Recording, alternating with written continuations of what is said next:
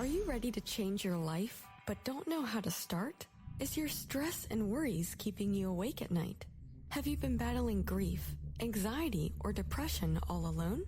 Have you lost touch with your own sense of being or spirituality? Soul Free Therapies offers professional and affordable live video streaming counseling and coaching services from the comfort of your own home. Sessions offered in English, Spanish, and Portuguese. Go to our website at www.soul-free.com and book your first session today. Is your credit in bad shape? Do you need a new car? Ready to buy a new house? You want to rent an apartment? Are you going to apply for a job? Any one of these activities, they're going to ask for a credit report and then check out your credit score. Let Dynamic Solutions 2 erase your negative credit remarks. They offer a life-changing, dynamic financial solution. The finest in fast, professional, affordable credit repair. They have affordable monthly prices. They accept Visa, MasterCard, PayPal options available. You go to www.dynamicsolutions2, that's the number 2.com, or call 424-888-2820. Now, if you enter promo code ED or you mention Ed Opperman, you get a 10% discount. How's that? You get a free consultation, all negative items removed, get back in positive credit position. Dynamic Solutions 2, life-changing dynamic financial solutions. Hey you, podcast listener, this is your last chance. After this, there is no turning back. Take the blue pill. You wake up in your bed and go back to listening to mundane podcasts that won't challenge your religious beliefs and your so-called truths about reality, the universe, and consciousness. Take the red pill. Subscribe to the Event Horizon podcast, hosted by Mark Anthony Peterson, and he will show you how deep the rabbit hole goes. Event Horizon takes a walk into the paranormal with a splash of conspiracy. It's the podcast that would be born if David Icke and the X-Files had a baby. Subscribe to the Event Horizon podcast by Mark Anthony Peterson on Spreaker, iTunes, Spotify, iHeartRadio, CastBox, Stitcher, or any of your other favorite podcast platforms. Remember, all we are offering is the truth, nothing more. Have you ever heard of Castile Soap? Pure Soap Flake Company handcrafts fine soap bars, laundry powder, and concentrated soap flakes using organic vegetable oils from their northern Minnesota facility. Bathe your body and wash your clothes with pure soap products that are free of fragrance, GMOs, palm oil, sodium lauryl sulfate, and synthetic additives. Safe for drains and waterways, and work great in high-efficiency washers and top and front-loading machines. They have a little promotion going on. Contact them to order some soap. Mention the Opperman Report. You're going to get a free gift. Order today at puresoapflakes.com or give them a call, 218-568-2525, 218-568-2525. Pure Soap Flake Company is a proud member of the Handcrafted Soap and Cosmetic Guild. It's the Opperman Report. Join digital forensic investigator and PI Ed Opperman for an in-depth discussion of conspiracy theories, strategy of New World Order resistance, high-profile court cases in the news, and interviews with expert guests and authors on these topics and more. It's the Opperman Report. And now, here is investigator Ed Opperman. Okay, welcome to the Opperman Report. I'm your host, private investigator Ed Opperman, president of Opperman Investigations and Digital Forensic Consulting and emailrevealer.com. I'd like to welcome a new sponsor. This show is brought to you by GetTheTea.com. GetTheTea.com or LifeChangeTea.com. You can find it at both websites. I just got this new tea in the mail, Life Change Tea, and it helps you lose weight, maintain perfect health, cleanse your body from intruders, reduce constipation, and maintain great digestion. Just started using this stuff 3 days ago, and I'm loving it. I get up in the morning. Everybody knows I get up at 3 o'clock in the morning, and instead of drinking coffee now, I have a little glass of this tea here. I drink it cold, and I have full of energy. I skip my morning coffee, and I think I'm losing a little bit of weight. I'll give a little update on that Friday night. I'll tell you how I'm doing with the GetTheTea.com, LifeChangeTea.com. Okay, Really excited about my show today. We had on Vince Font a while back. A cool guy. I like him a lot. And we talked about American Sons, the untold story of the Falcon and the Snowman. Everybody knows the Falcon and the Snowman, one of the greatest movies of all time with Sean Penn. You know, I love that movie. I don't know who my friends are anymore. I love that movie. Okay, so we had Sean Penn on, and I've been bugging him for years. Get me Christopher Boyce, who's the Falcon. We got the next best thing. We got Cait Boyce, who helped co-write the book of American Sons, the untold story of the Falcon and the Snowman. She's the wife of Christopher Boyce, who's the Falcon, and she's working on a whole new deal right now coming up. Hero to Zero, a Navy SEAL's true life journey. And then that's about Kristen Beck, who used to be Christopher Beck. And I believe he's the first or only Navy SEAL ever to go through a transgender, do they still call it sex change? I guess they do, right? A sex change. Transition, right? Okay. So welcome to the show, Cait Boyce. Thank you very much for having me. What do they call that now? They used to call it sex change when I was a kid. What they call it transitioning. Transitioning. Yeah. I actually have a friend right now who's transitioning from female to male. She's like 19 years old, maybe 20 years old by now. I've known her whole life. It's kind of, unsettling to tell you the truth. Now, tell us about yourself, though. Who is Cait Boyce? Oh, good Lord. That is just like the most difficult question in the world. There's so many different parts of me. I think my favorite definition of myself would be a cisgender, middle class, white female who got involved because of the 60s and the 70s with every radical group known to mankind, probably, and understood from an early point in life what discrimination against other people looked like. I think it's because my upbringing was so wonderful that it allowed that visual to be able to see that other people weren't having a life as good as mine. And so it kind of launched me into being that self-propelled radical and working for marginalized individuals from African American to LGBTQIA. Very interesting. I actually grew up with the Yippies myself. I'm 55 years old. So I was a member of the Yippies back in New York City from like 1977 until about 1982, 84. So I've been on the left my whole life myself, radical, I guess you can call it. Well, my favorite group was the SDS and the Weather Underground. So, yeah, a little before your time. Christopher, well, with his parole conditions and stuff like that, is he allowed to be associated with you? Yeah, that would be interesting, wouldn't it? Is there a reward? He's actually not on parole. I will tell you that. After 5 years of being on parole, I petitioned and had him removed from parole. Oh, very nice. He has been off parole. He's been out for 15 years. He's been off parole for 10 years. And yeah, it's a good life. Now, and how did you meet Christopher Boyce? Was he in prison? Was it before he went to prison? What's the story there? He was definitely in prison. He definitely was.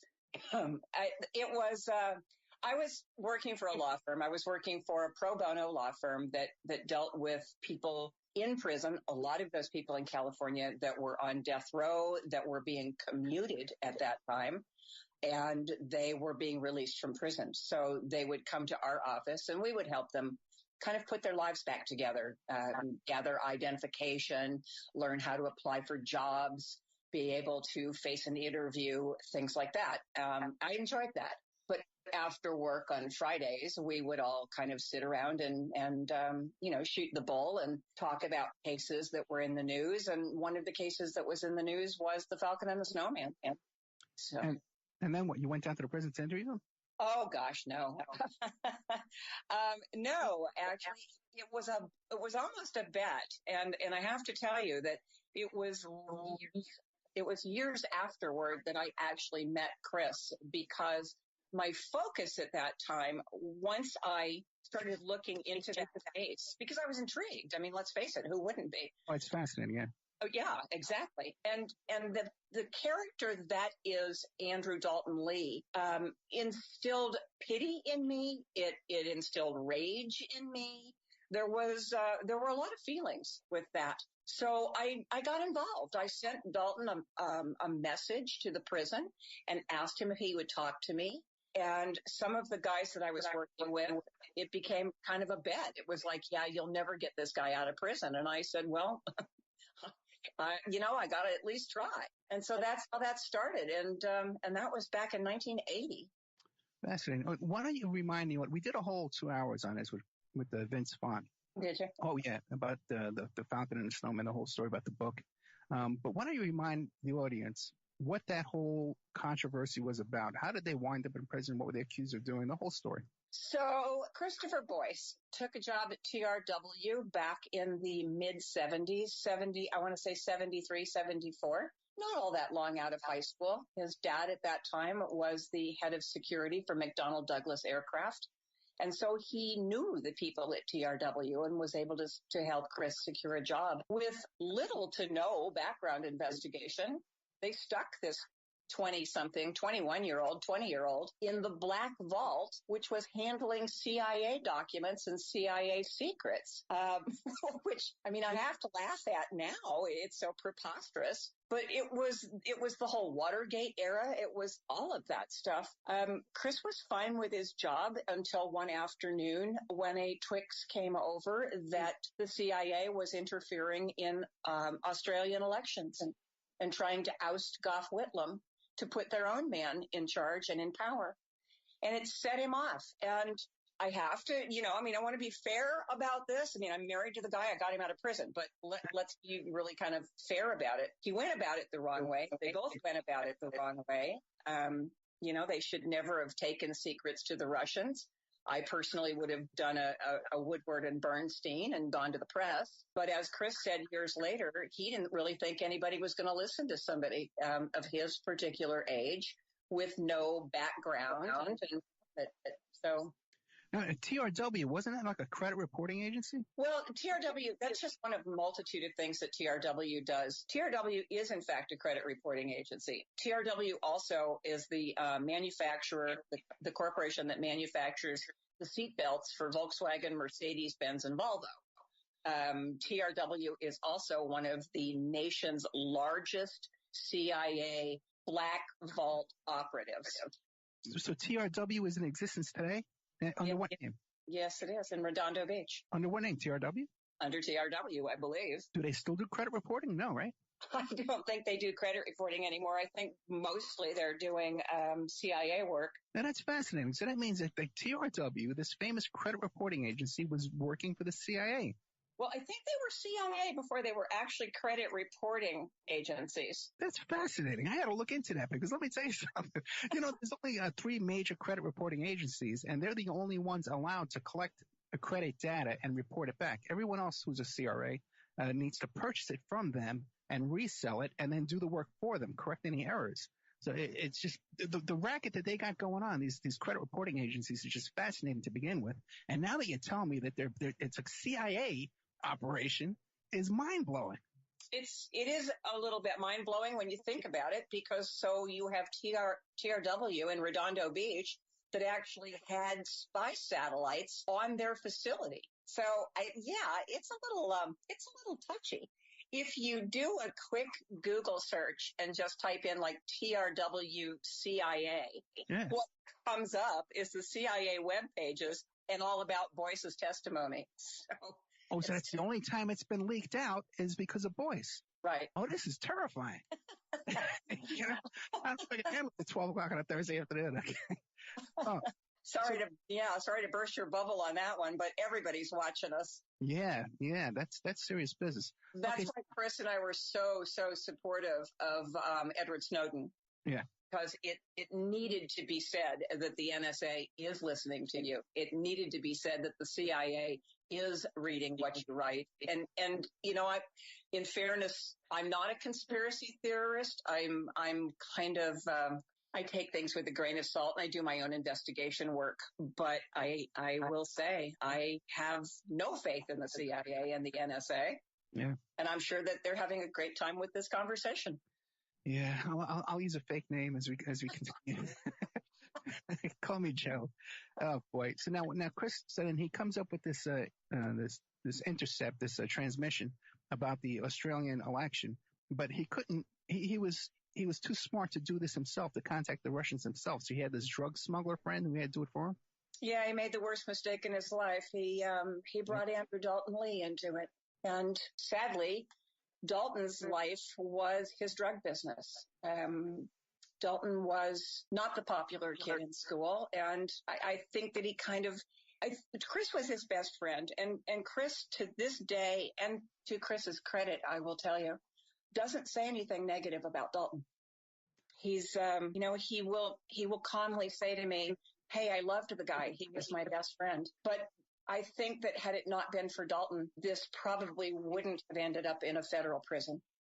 Well, yeah, from the movie, yeah, you would get that impression. Yeah. Now, that whiny little part in the movie where Daulton's in the airport and he's like, I don't know who to trust. The one you just quoted. Yeah. So not Daulton Lee. Oh, really? Oh my gosh, no. Then give us an idea. What's he really like? Daulton was a member of the Young Republicans. He was a Nixon supporter during those twilight years, all those years ago. He's a very strong individual. I will give him that. He is a very strong individual. He has a brilliant mind, and he's just not this whiny, weaselly little portrayal by Sean Penn. And you say he was a Nixon supporter. No wonder he went into crime. Now, now I also heard too, doing the research for the last show, was that actually Sean Penn hired him as an assistant, right? Yes, he did. After you got out of prison. He did, yes. Do you know what he was doing, how that went? Well, of course I know what he was doing. I was there. Yeah. He was just kind of a gopher. When you're in a halfway house, you have exactly 10 days after getting into the halfway house to get yourself a job of some sort. And they don't care whether it's working at McDonald's or, running as a CEO for a major corporation. You just need to be employed because 25% of your wages go to the halfway house. So Sean, after friends and family reached out, Sean said, well, heck, I'll just hire him and he can come to work for me and it'll solve that problem. Sean and I had actually a fairly decent relationship. He spent some time with me when they had decided to do the movie. And so he and I met in Redondo Beach and we talked for hours about the making of the Falcon and the Snowman. And what do you make of his politics? Well, I'm going to reserve judgment on Sean. Sean is Sean's own person, and he's comfortable in his skin, and that's what's important. I try not to judge people based on their politics. Okay. I do support his politics. They differ slightly from mine, and the way of going about them differs slightly from mine. But let's face it, I'm not in the middle of a movie screen, and I'm not the one that got an Academy Award and can stand up there and talk politics. I have to be the little person on the sidelines that just battles everything the hard way. Right. And I find movie stars have it a little easier than we do. But do you think you have to compromise your principles in order to get to that position where you can stand on the Academy Awards stage and make announcements? I don't know. I just know that I don't compromise my principles for any reason, ever. Okay. So now Chris and Daulton Lee, they go into this business selling these secret stuff, the codes and stuff like that, right? Now, were they making good money doing that? No. And I want to be really clear about this. They weren't selling codes. Okay. And this is where there was a disconnect, and this is where there is still a disconnect. I still hear from people literally on a daily basis who say things to me like, your husband should have been executed for treason. Right. And that's hard to take. It's hard to take from a humanist standpoint, let alone a wife's standpoint. What the Russians received were KH-11 crypto cards. Those crypto cards are used and out of date the moment they come out of TRW. Those crypto cards could never have been used to gain access to American secrets, never cost American lives, never did any of that, never had to reroute satellites because of them, none of it, because the codes that go along with the KH-11 crypto cards were never provided. Chris steadfastly refused to provide them. I want to back up a bit because you mentioned before, and I let it slip away, that TRW had their own satellites. What are these satellites used for? Well, they were CIA satellites. And one of the satellites in question, of course, was the one that they were, the project that they were convicted of, although that never got anywhere. I don't know if the satellites were launched. Well, I know that a couple of the satellites were launched. They were spying on Russia. The Pyramider document, the Pyramider project, they said was designed so that we could actually see a cat walking on a roof in Soviet Union. And that was 40 years ago. So when you question Chris about the Pyramider project and what it was a black vault project. It was never meant to fly. It was in plans only. There was a scale model of the satellite that was built, and what that satellite actually would transpose to today in 2018 is an iPhone. Wow. That was the capability of that satellite. Wow. Okay. Now, what about all the stuff you see in the movie about Daulton Lee going to the Russian embassy and all these adventures over there in Mexico? Is all that accurate? Oh, it is, yes. Really? Yes, it is, sadly. The torture when they arrested him the torture in the movie does not begin to explain how bad the torture was in real life. That's when he was arrested in Mexico, and U.S. intelligence was down there too, torturing him? I don't know that U.S. intelligence was torturing him. I know that U.S. intelligence was giving him drugs. He was a heroin addict by that time. He was taking large amounts of heroin. And the U.S. intelligence group and the State Department was trying to get him off heroin so that they could get him back across the border. And they were giving him a combination. Now, they deny this, and it's hard to deny this because I actually have the pill vials still all these years later. Wow. The U.S. group was giving him a combination of Meloril and one other medication to, quote unquote, withdraw him from heroin. And the combination of the two drugs actually had the same effect as the heroin. So it was a nightmare for Daulton Lee. And you know, again, don't do the crime if you can't do the time. I understand that. But I think that the torturing of another human being is wrong under any circumstances. Yeah, absolutely. So now you're saying that when he was held in jail in Mexico on these charges, U.S. government was giving him drugs while he was there in jail in Mexico? I think they were trying to withdraw him from the heroin DTs or whatever heroin addicts go through. And they were giving him a combination of pills that had exactly the same effect as heroin. So needless to say, Daulton wasn't talking to anybody. Yeah, and I wonder if there's even a legal procedure to do that. Like, how do they have the authority? You know, I don't know that they do have the authority. I mean, he's an American citizen, but he's an American citizen in a Mexican jail. Right. And pretty much the rule of thumb is that when you go into another country and you get arrested, there's very little that the American government can do for you. And that's an interesting fact because people think, well, I'll just go to the U.S. embassy or I'll just call the embassy. It doesn't work that way. There's little that the American embassy can do for you in any other country when you've broken the law. Yeah, absolutely. And what kind of torture, physical torture, were they putting him through? I know that, God, I can't even believe I'm about to say this on radio. I know that they took a sword and sliced open one of his testicles. Oh, my God. Yeah, I knew that was going to hurt every man listening. Yeah. I know that they did try to drown him in a toilet. I know that they did just beat him senseless. They just had his hands, his wrists and his ankles handcuffed together. He's a small man, which made that even more uncomfortable. And they left him to sleep that way. I know that they deprived him of clean food and water. He was a mess. He was a mess. Okay, that's horrible. And then how did Christopher get arrested then? What, did Boyce, not Boyce, did Daulton Lee rat him out? I don't believe that Daulton would have ever ratted him out. I think that basically the American government, the FBI and the CIA knew full good and well what was going on before either of these two were arrested.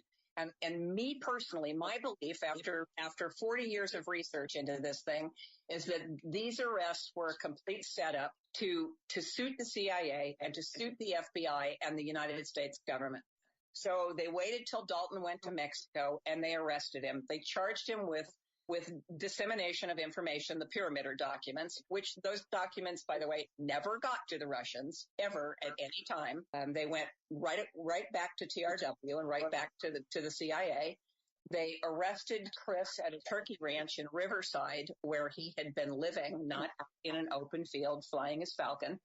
And they know where they live. They know what they're doing. They just closed in.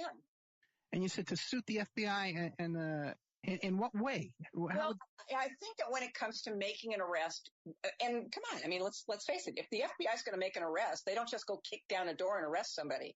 They do kind of like to figure out where that person's going to be, how the arrest is going to be able to be made easily and to the best benefit of everybody involved. Not to hurt the person that they're arresting, not to have FBI agents get hurt. And that's how they do things. So I think that they had been watching him for quite some time. And they just, after Daulton was arrested, I think it was 4 days after Daulton was arrested, 5 days after Daulton was arrested, they swooped in and grabbed Boyce. Now, you said that the information they were selling didn't have a lot of value. It had no value. Had no value. So then could the FBI or the CIA have arrested them earlier? Oh, sure. They were stealing documents and removing them from TRW. So yes, of course. They could have arrested them and charged them with that, but that never happened. Because they wanted to arrest them. Or maybe they weren't following up to see who they were selling it to with Russia. Well, that's quite possible. There were a lot of little tidbits that nobody could ever make sense of. Oh, let's hear those. Well, if you followed the trial, there were parts of the trial that had to go in camera because they were so top secret that it couldn't be testified to in open court. So I've always been I have all the trial transcripts. So I was always very curious about some of the stuff that was held in camera. One of the interesting things that happened during the trial was that the FBI fingerprint experts came forward and explained that they had found Andrew Daulton Lee's fingerprint inside of the safe in the black vault. Right. He had never been Vince told me that. Vince told me that. It's fine. Right. How did that happen? That's the point. He had never in his life been in TRW. He had never been to Chris's workplace, had never even been on the grounds at TRW. And yet there's a fingerprint? Yeah, I forgot about that. Yeah. That always stuck with me. And that was one of the things that bothered me greatly about Andrew Daulton Lee's conviction. I think that Daulton, Daulton actually got convicted mostly just because he was stupid. I think they were out looking for Chris. I think that was the connection they wanted. What other little things made no sense? Anything else? Oh my gosh. Yeah, I guess what never made sense to me was the fact that they were charged with stealing the Pyramider documents and transporting the Pyramider documents to the Russians. Well, the Russians never got the Pyramider documents. And I don't know if Vince told you this little fact, but I'm going to tell you how crucial the Pyramider documents were. Okay. Andrew Daulton Lee served 20 years in prison for the Pyramider documents. Christopher Boyce spent 25 years in prison. He got a 40-year sentence. Daulton got a life sentence. The Pyramider documents during the trial were so sensitive that the CIA moved a giant safe into Kenny Kahn's office, Daulton's attorney. And the Pyramider documents resided in that safe. Every morning, 2 CIA agents would come with the aluminum briefcase, handcuffed to their arm. They would put the documents in there and they would take them to court. The documents were never released during any of the court hearings, and they were held in camera only for the judge's eyes. Got all that? Yeah. After the trial, the CIA came and they moved out the safe. After the boys had been convicted, they moved out the safe. When they moved out the safe, they left Pyramider documents and still listed as eyes only. Beyond top secret, they were eyes only. Left them sitting in the middle of the floor of the attorney's office. Accidentally or on purpose? I guess on purpose. Oh my God. It's just unexplainable. Those documents, and I check this frequently, those documents have never been declassified. But the lawyer still has them in his possession. No, the lawyer doesn't have them. Destroyed them? Gave them to you. I can't say where they are because it would be a federal crime. We don't need any more problems. No. I don't need to go to prison for espionage. Yeah. No, because you don't have someone on the outside to help you get out. Now, what about they actually went to trial. There was a trial. They put up a defense. Yeah. What was their defense? Andrew Daulton Lee's defense? Well, Andrew Daulton Lee's defense was to blame it all on Chris. Oh, no. And Chris's defense was to blame it all on, everybody else and Andrew Daulton Lee. So basically, the other guy did it. Yeah.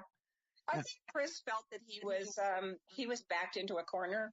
You have a father that's a former FBI agent and the head of security at McDonnell Douglas and has multitudes of CIA contacts. And I think it was just so overwhelming for him. But I think in his heart, Chris always expected to be caught, always expected to be punished.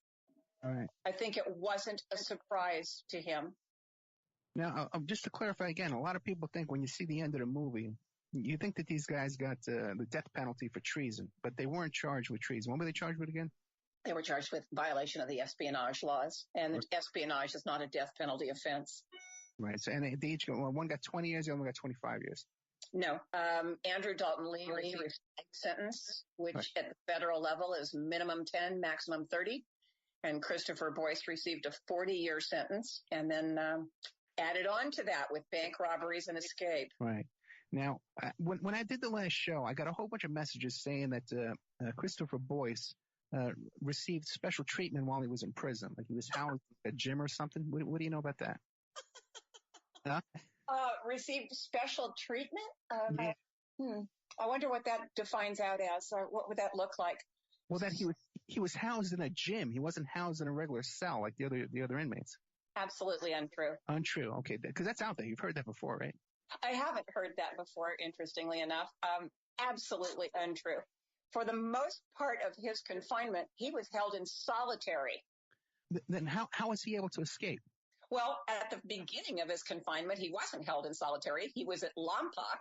Okay. But Lompoc at that point Lompoc had gone from being a federal correctional institute. So when it's an FCI, I mean, you have visitors. Family was able to come in the early days. I mean, they could actually bring in lunch, all that kind of stuff. As it started to get more restrictive, Lompoc became a USP, United States Penitentiary. So, and if you've ever seen the institution that he actually escaped from, it's pretty foreboding.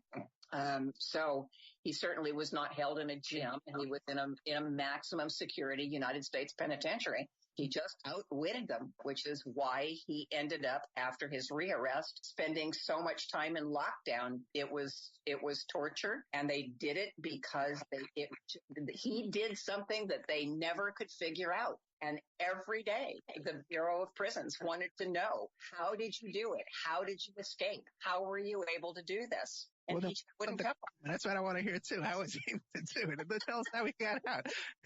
How did he do it? In our book, there is actually a diagram along with photographs that were taken by another inmate of Chris at all of the little areas where the United States Bureau of Prisons defenses were down. Chris has a very militaristic mindset. I don't think that there's a military history book that he doesn't know or hasn't read. He knows every battle from the Civil War on, and that's how he plots things out. He's very careful, and so that's what he did. He didn't just jump in to try to do something. Okay, but that brings up a good question too, because now he never served in the military, did he? Or did Daulton Lee? No, neither. Now, how come? Wasn't there a draft at that time? There was a draft at that time, but you're talking about two kids who were fresh out of high school. Okay, and I guess they were in college. They got it deferment because they went to college. Take the draft in 70. I'm trying to remember. You would think I would remember that off the top of my head. I think we started to curtail draft numbers in 1974. Yeah, 73, 74, right there, Yeah. So while they both would have registered for selective service at age 18, that doesn't necessarily mean that they would have gotten a draft number. Okay.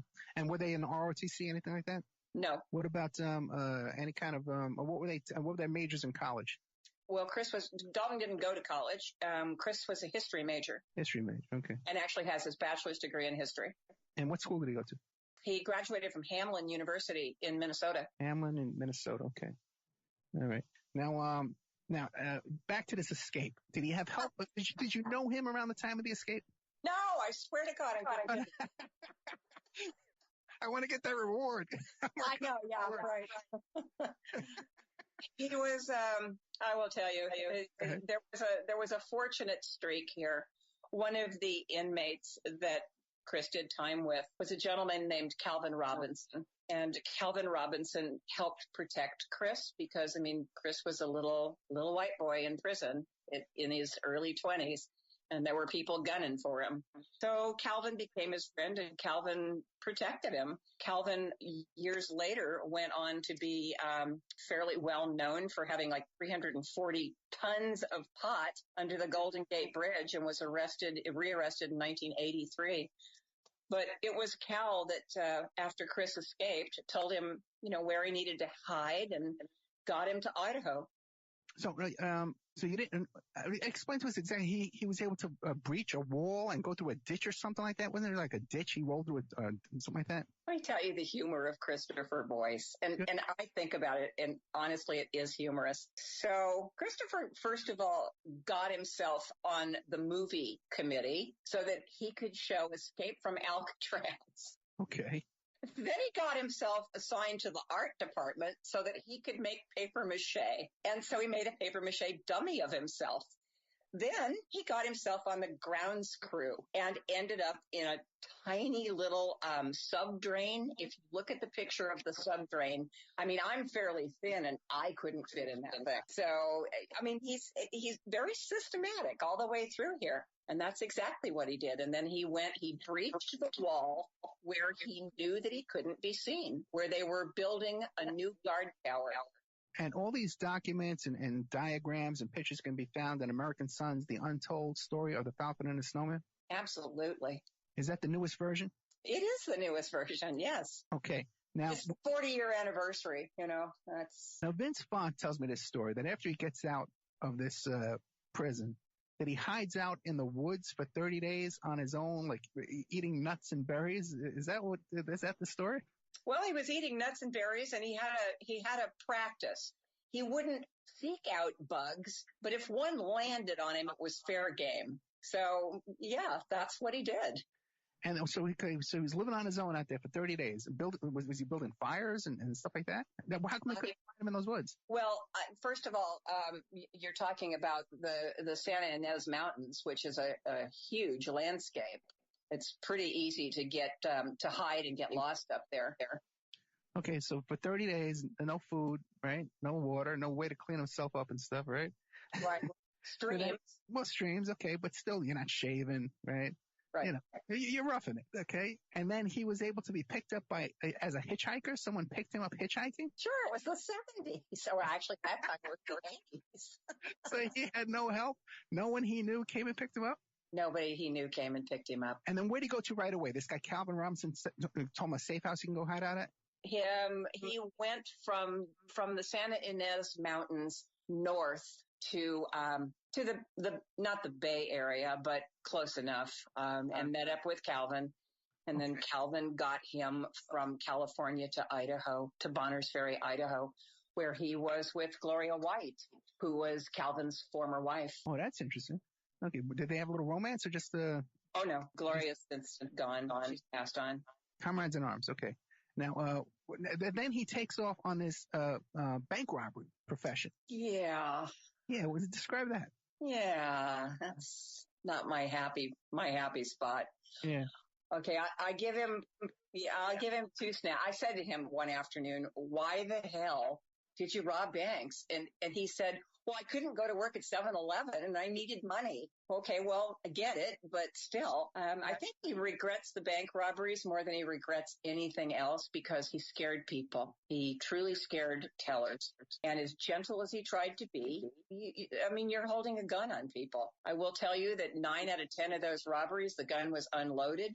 I interviewed those tellers before I went to the parole commission to seek, the appeal that finally released him. And I have gotten no negative comments from any of the tellers that were robbed. Okay. How many bank robberies did he do? Well, he pled guilty to 3. Oh, okay, 3. And how many did he really do? By my estimate, I think there were 24. Really?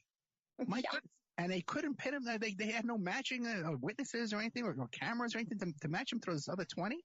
Well, in those days, if you think back to like 1980, in those days, it was black and white Polaroid pictures Right. that were scanning the bank lobbies. Now it's all digital, and they'd be able to catch you just very quickly. But I mean, I actually have one of the original photographs that came out of the machine that shows him robbing the bank. And the photo is so grainy and so bad, I'm surprised anybody could find. I mean, I wouldn't have noticed him if he was standing next to me. Actually, nowadays, they don't even call the cops. Yeah. They just hand over the money now because they don't keep such a little amount of money in the drawer. Right. They just, maybe that's just here in Vegas, but that's what they do here in this neighborhood. I know for a fact that they just hand over the money, and no alarms, no nothing. The average bank robbery in the United States takes a haul of $700 or less. That's right. As a mandatory minimum sentence of 25 years. I don't know about you, but I got better things to do with 25 years. Yeah, and I hear you. Now also too. What year did the movie come out? The movie came out in 84.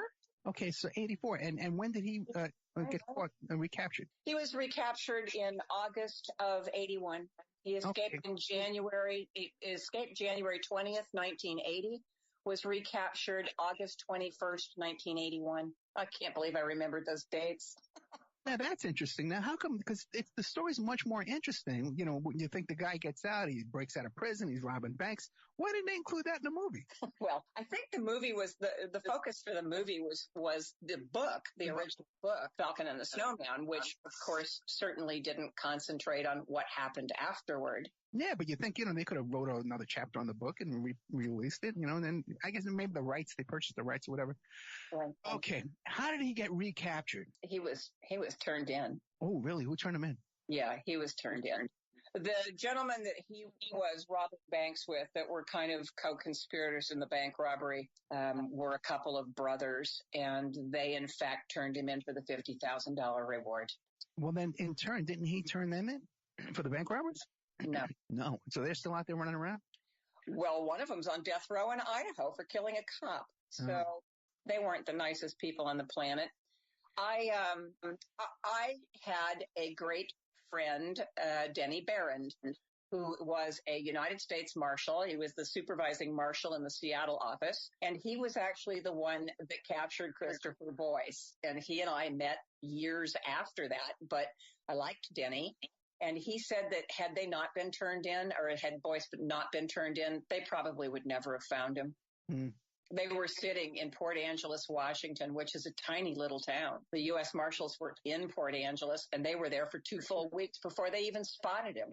Wow. So now, did he go to trial? Well, I guess the escape is cut and dried, right? And right. So how does that work? You go to trial. The escape is cut and dry. So he got on a federal escape. The maximum sentence is 5 years. Really? He received 3 years from Judge Leidick at the district court in Los Angeles. The bank robberies, during the bank robbery trials, he was involved in the trial for about, I want to say 2 weeks worth of trial when all of a sudden he pled guilty, which shocked everybody. But the truth of the matter is that he pled guilty to keep Gloria White from being roped into the whole thing. She allowed him to stay at her house, and yes, she helped him. She was not a conspirator, and he wanted to protect her. And it's just the way Chris does things. He would have done that. So if you're only going to get another 5 years for escape, it's foolish not to try, right? Well, that's my feeling, but there's an awful lot of inmates who die trying. Yeah, that's true too. Yeah. If you look at the history of escapes from Lompoc Penitentiary, the escape just prior to Boyce was Leonard Peltier. Oh, really? And Leonard lasted all of 4.5 days on escape status. Yeah, I interviewed his son. Yeah, I worked on the defense team for a while, but they don't listen really well, and he becomes a martyr for people that want him to be there, and that's the end of that. Yeah, it's heartbreaking. We had petitions trying to get him out before Obama left office, because now there's no hope. There's no way we can get a pardon or any kind of. Well, there's a way to get him out, but nobody wants to hear it. So, real quick, how do you get him out? Well, the way you get him out is not to make it front and center at every single one of his parole hearings. He's an outlaw prisoner, so he has a parole hearing every 24 months. So what routinely happens is the American Indian Movement and all of his supporters get out there in the parking lot and they start calling CNN and the news services, and it goes on the wire, and this is ridiculous. This is not what the Parole Commission wants to see. What they want to see is what I like to call the mea culpa, the act of contrition, which is exactly why Chris and Daulton are out and why Calvin Robinson's being released soon. There's a right way and a wrong way to do a parole hearing, and the American Indian Movement has been served by having Leonard Peltier in prison. Right. Yeah, I can hear what you're saying there, Now, this is about the time after Christopher Boyce is convicted on these extra charges, bank robbery and stuff, they put him back. This is about the time you get in touch with him? I was in touch with Daulton, and there was a moment in Daulton's life where he thought that I was aligned with Christopher Boyce. Talk about paranoia. But, that's just the way he thought. I spoke to Chris for the first time in 1981, not all that long after he was rearrested, when they got him to Marion Federal Penitentiary, or after he was stabbed. That's when he and I became people who know each other. That's the best way to put it. Okay, that's when you became acquainted. Yeah. Not on your first date, right? Well, when did the romance start? Let's get into that. Well, I think the romance started for Chris in the very beginning, but it didn't start for me. I never intended to get married, so it came as a complete shock to me as I was standing there and saying I do. He has a way about him. He's very convincing. He figured that from the very beginning, if I got him out of prison, we were going to live happily ever after. Yeah, I guess he was right, though, right? Well, here we are 15 years later. We're still married. Yeah, it seems like you have a nice life, too. It's telling me off the air. You got the chickens and the snakes and the birds and, the whole factory going on there, right? The 5 dogs, It seems like you guys are happy up there in a nice part of the country, that's for sure. So how'd you get him out? Have a good life, yeah. Yeah. How'd you get him out? How did I get him out? Well, I got Daulton out first. Okay. There was no way that Chris was going to get out unless I could get Daulton out, because Daulton had a life sentence. So it took me 20 years to get Daulton out. And the way that I finally got Daulton out was to go to Judge Kelleher. Daulton had made a name for himself in prison. He was the first federal prisoner in the history of the Bureau of Prisons to take and pass a certified dental technician course that was being offered at the prison. Wow. So they were using him through varying federal prisons to do the dental work. He was very talented. He was very smart. And I took this great work project of his and I wrapped it up into a nice presentation and presented it to Judge Kelleher, who was the sentencing judge. And then I explained to Judge Kelleher what happened routinely at Daulton's parole hearings.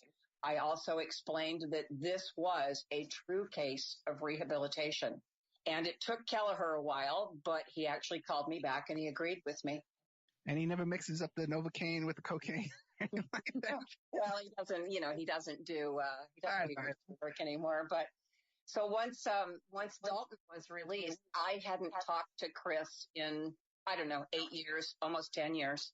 Okay. And I was living in San Francisco and I thought, well, maybe now's the time to send him a little note. So I sent him a little note card and I just said, I just want you to know that Daulton's being paroled. This is what I did. Is it your turn yet? And within a week, I had a letter back, and he was on the phone, and that was in 1995. And so we stayed in contact from that moment on. And when did he finally get out? He was released on September 16th, 2002, and we were married on October 19th, 2002. Oh, what was the ceremony like? Quiet. Quiet and hidden. It was the first time in 25 years that he'd seen most of his siblings. Wow. And so it was a very emotional day. My family was there. His family was there. We had about 68 friends and family. Our friend, Cait Mills, who is kind of the guy who invented motion capture and all that, has a great home in Occidental, California. And we were married in his front yard in a stand of redwoods in front of a little stream. We've only got about 5 more minutes to talk about American Sons, the untold story of the Falcon and the Snowman. And then we're going to come back. We're going to be joined by Kristen Beck, who's a former Navy SEAL, Hero to Zero, Navy SEAL's true life journey. What is your life like? Does Christopher work? Is he able to work?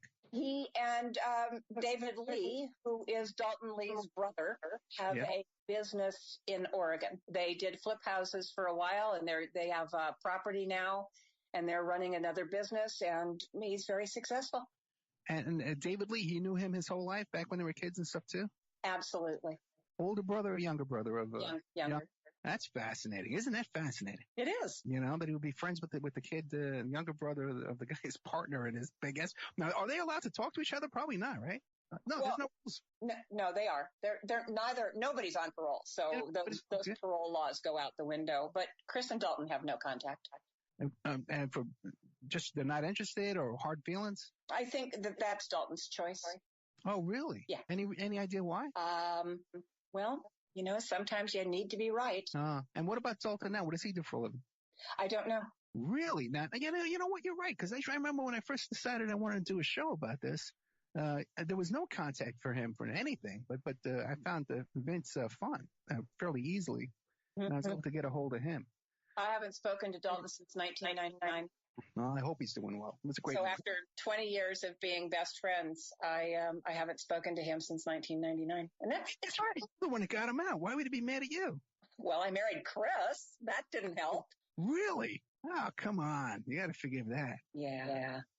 Well, we're toward the end of the story here. What do you want to leave us with in all this? The saving grace in my book. I mean, when people ask me about American Sons and how did that feel, it was very cathartic because I'd spent so much of my life working for these two.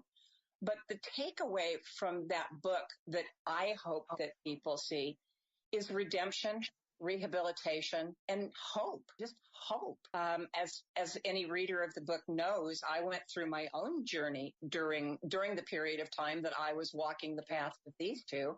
And that was being diagnosed with stage 3B cancer and being told I was terminal. Oh my God. Yeah. But I think that not giving up and just moving on a path to what I believed was helping other human beings. I think it saved me. It saved them. And I think that's always my takeaway from American Sons is just that positive energy and that commitment to another human being for no reason other than they just deserved it. I can identify with that. I hear you. But what is going on now with your health? Are you okay? I have been in remission now. This is my 6th year in remission after being diagnosed in 1996. I've had 4 recurrences, a bone marrow transplant, all that fun stuff. But this is my 6th year of being in remission.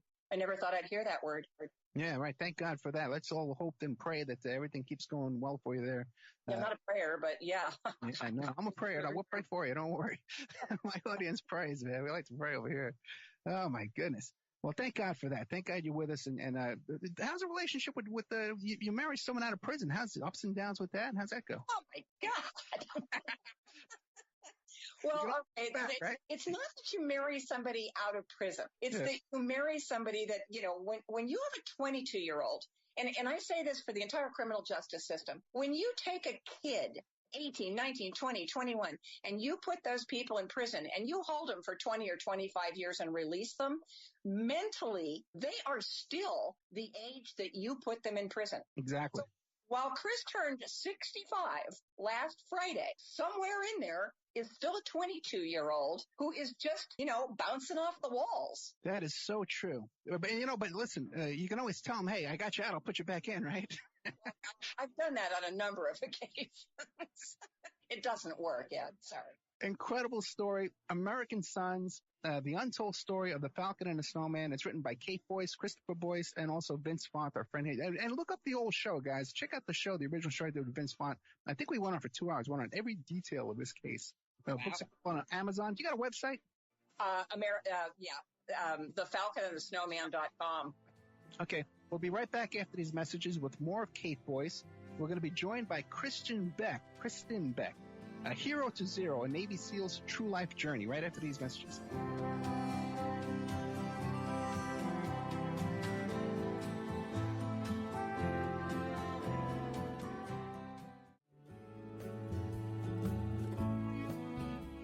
And now a word from our sponsors.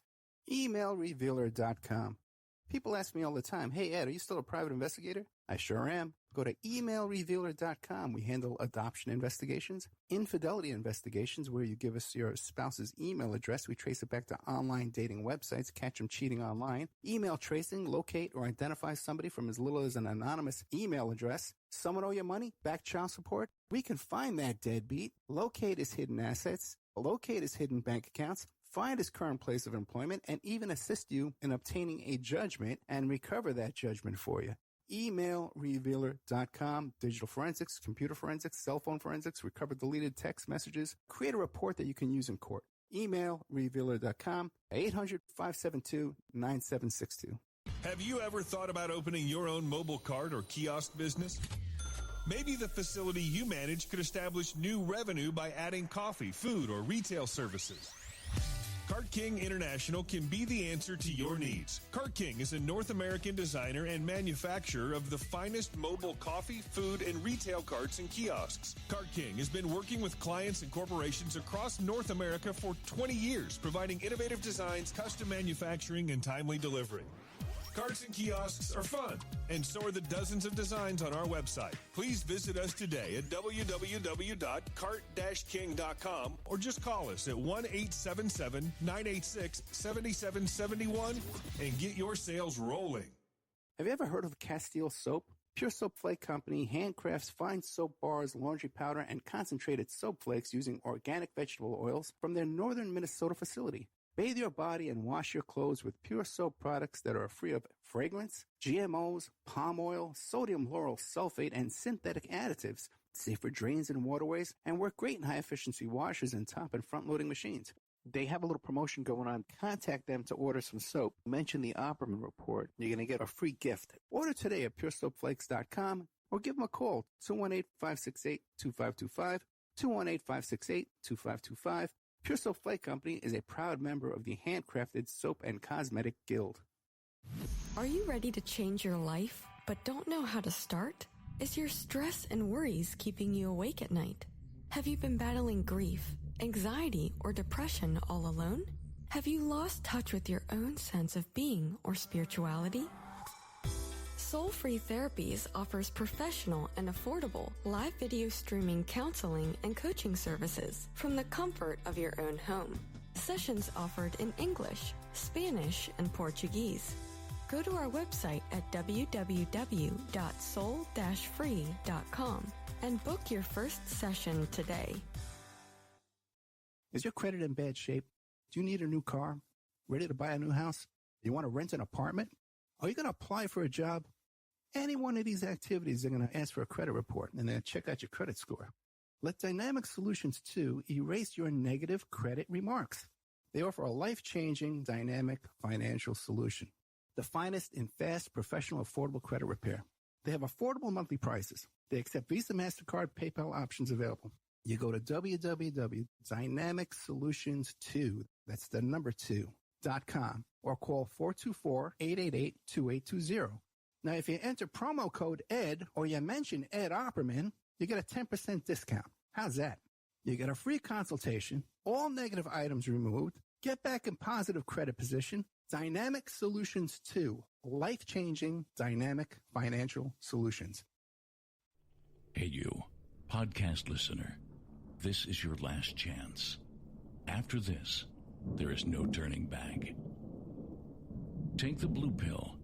You wake up in your bed and go back to listening to mundane podcasts that won't challenge your religious beliefs and your so-called truths about reality, the universe, and consciousness. Take the red pill. Subscribe to the Event Horizon podcast, hosted by Mark Anthony Peterson, and he will show you how deep the rabbit hole goes. Event Horizon takes a walk into the paranormal with a splash of conspiracy. It's the podcast that would be born if David Icke and the X-Files had a baby. Subscribe to the Event Horizon podcast by Mark Anthony Peterson on Spreaker, iTunes, Spotify, iHeartRadio, CastBox, Stitcher, or any of your other favorite podcast platforms. Remember, all we are offering is the truth, nothing more.